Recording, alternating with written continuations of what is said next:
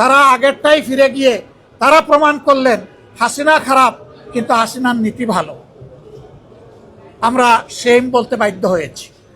এটা কখনো হতে পারে না। যে পদ্ধতি ফ্যাসিবাদের জন্ম দিয়েছিল সেই পদ্ধতি আবার বাংলাদেশের বিচার ব্যবস্থায় ফিরে আসুক, এটা আমরা কামনা করি না, এটা আমরা চাই না। একজনকে আনলিমিটেড টাইম পারমিট করা হচ্ছে আর আরেকজনকে 2 মিনিট দেওয়া হচ্ছে। মাননীয় স্পিকার, আমরা প্রস্তাব দিচ্ছি উভয়কেই পর্যাপ্ত সময় দেওয়া হোক। হ্যাঁ, সময় বাড়ানো হয়েছে কিন্তু বিরোধী দলের জন্য সময় বেঁধে দেওয়া হয়েছে। 10 মিনিটের বেশি কথা বলতে পারবেন না। মন্ত্রীরা যখন দাঁড়িয়েছেন তাদের জন্য সময়ের কোনো লিমিট ছিল না। আপনারা জানেন যে জাতীয় সংসদের অধিবেশন ছিল এবং জাতীয় সংসদের এই অধিবেশনগুলোতে অন্তর্বর্তী সরকারের সময়ে প্রণীত যে অধ্যাদেশগুলো হয়েছিল সেই অধ্যাদেশগুলো নিয়ে মূলত সেগুলোকে বিল হিসেবে উপস্থাপন করা হচ্ছে এবং আইনে পরিণত করা হচ্ছে। আপনারা জানেন যে একটি বিশেষ কমিটির মাধ্যমে একটা প্রাথমিক যাচাই বাছাই হয়েছিল এই অধ্যাদেশগুলো, যেখানে 98টি অধ্যাদেশে সরকার দল এবং বিরোধী দল ঐক্যমত পোষণ করেছে এবং সরকার দলের পক্ষ থেকে কিছু অধ্যাদেশকে তারা অধিকতর সংশোধনের জন্য বলেছে এবং কিছু অধ্যাদেশকে তারা রহিতকরণ এবং হেফাজতে নিয়েছে। এবং এর মধ্যে অত্যন্ত গুরুত্বপূর্ণ কিছু অধ্যাদেশ ছিল, যেরকম গুম প্রতিকার প্রতিরোধ অধ্যাদেশ, স্বাধীন বিচার বিভাগের জন্য বিচার বিভাগ সচিবালয় অধ্যাদেশ, মানবাধিকার অধ্যাদেশ ইত্যাদি। স্থানীয় সরকার সম্পর্কিত অনেকগুলো অধ্যাদেশ ছিল। ফলে আজকে এর কয়েকটি অধ্যাদেশ যেগুলো নিয়ে বিরোধী দলের পক্ষ থেকে নোট অফ ডিসেন্ট ছিল সেই অধ্যাদেশগুলো উপস্থাপন করা হয়েছিল। উপস্থাপন করার পরবর্তীতে বিরোধী দলের পক্ষ থেকে আমরা সেখানে আমাদের সুস্পষ্ট বক্তব্য বিরোধী দলের প্রতিনিধিরা সেখানে পেশ করেন এবং তার সুস্পষ্ট কোনো জবাব সরকারের যারা দায়িত্বশীল যারা মন্ত্রী প্রতিমন্ত্রীরা ছিলেন তাদের থেকে আমরা পাইনি। আপনারা জানেন যে আজকে অত্যন্ত গুরুত্বপূর্ণ যা মানবাধিকার বিষয়ক অধ্যাদেশ এবং স্বাধীন বিচার বিভাগের জন্য যে আমাদের এত লড়াই সংগ্রাম, সেই স্বাধীন বিচার বিভাগের জন্য বিচারপতি নিয়োগ অধ্যাদেশ এবং বিচার বিভাগের স্বতন্ত্র সচিবালয়ের যে অধ্যাদেশটি ছিল সেই অধ্যাদেশগুলো কিন্তু তারা বাতিল করে দিচ্ছে। এছাড়াও স্থানীয় সরকার সম্পর্কিত অনেকগুলো অধ্যাদেশ যেটার মাধ্যমে সংবিধান বিরোধী অবস্থান তারা নিচ্ছে, যারা নিজেরাই এত সংবিধানের কথা বলে, প্রশাসক নিয়োগ করে দলীয়করণ করে এবং স্থানীয় সরকার প্রতিষ্ঠানটি যদি না দাঁড়ায় সেই ব্যবস্থার জন্য তারা কিছু অধ্যাদেশকে আইনে পরিণত করেছে বিরোধী দলের যৌক্তিক আপত্তি সত্ত্বেও। এবং একটা পর্যায়ে মাননীয় বিরোধী দলের নেতার নেতৃত্বে আমরা আজকে একটি সাময়িক ওয়াকআউটও করতে বাধ্য হয়েছি, কারণ গণতন্ত্র বিরোধী গণবিরোধী অনেকগুলো আইন আজকের এই মহান সংসদে আইনে পরিণত করে আজকে সংসদকে কলুষিত করা হয়েছে।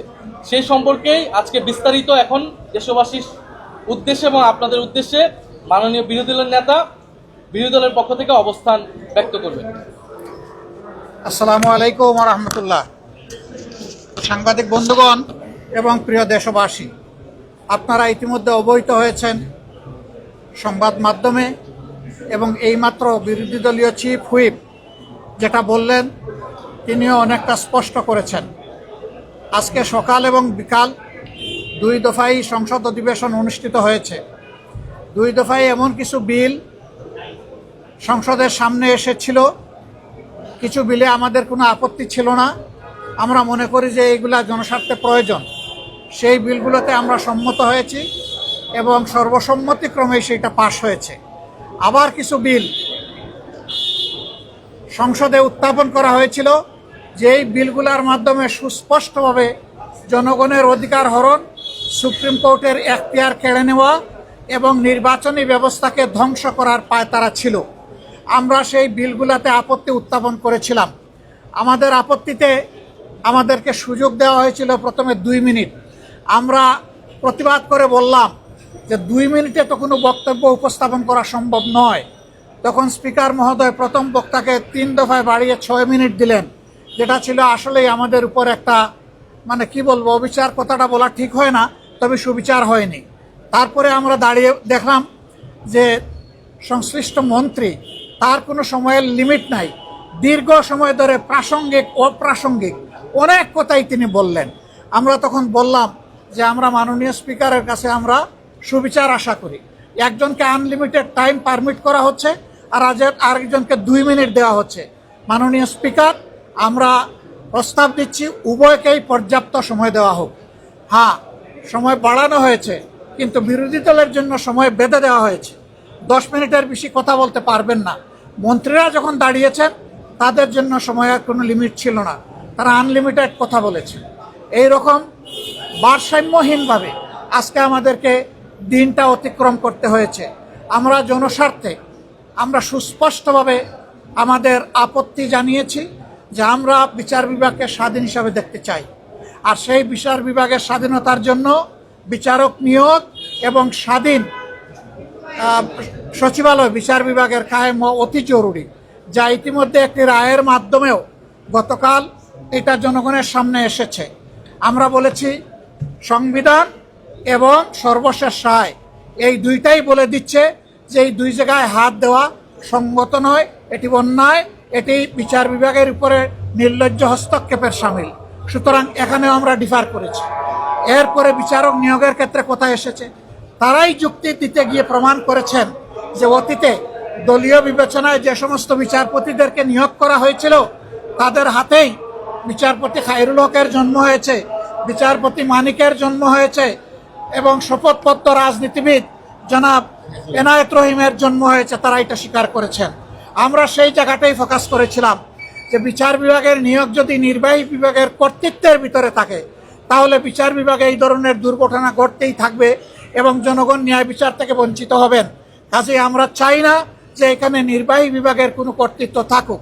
ইন্টারিম গভর্নমেন্ট যে অধ্যাদেশ জারি করেছিল সেখানে কার্যত নির্বাহী বিভাগের কোনো প্রভাব ছিল না। তারা আগেরটাই ফিরে গিয়ে তারা প্রমাণ করলেন হাসিনা খারাপ কিন্তু হাসিনার নীতি ভালো।